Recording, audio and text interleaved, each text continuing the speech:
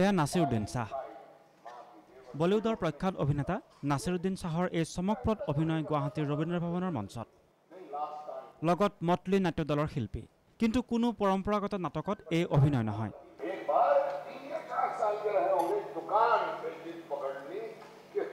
এই অভিনয় এটা গল্পত, আৰু অভিনয় কৌশলেৰে এটা গল্প কোৱাৰ প্ৰয়াস। প্ৰজন্মভেদে চিন্তাধাৰাৰ পাৰ্থক্যৰ দিশটোক তুলি ধৰিব খোজা হৈছে কাহিনীৰ মাজেৰে।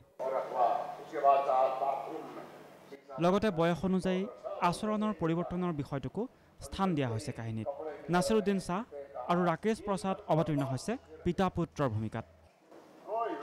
দুয়োগৰাকীৰ শক্তিশালী অভিনয়ে দৰ্শকক বিশেষ আমোদ দিয়ে।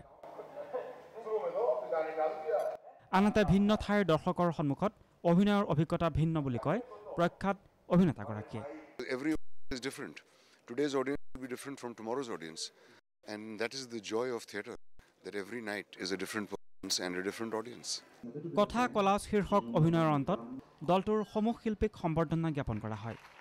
আনহাতে প্ৰকাশন গোষ্ঠী চন্দ্ৰপ্ৰকাশে অভিনেতা নাছিৰুদ্দিন শ্বাহক অসম সম্পৰ্কীয় ইংৰাজী ভাষাত ৰচিত 15,000 টকাৰ কিতাপৰ টোপোলা আগবঢ়ায়।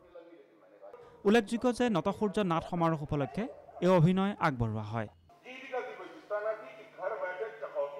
কেমেৰা পাৰ্চন ধনমণিৰ সৈতে মৰম কুমাৰ, নিউজ লাইভ, গুৱাহাটী।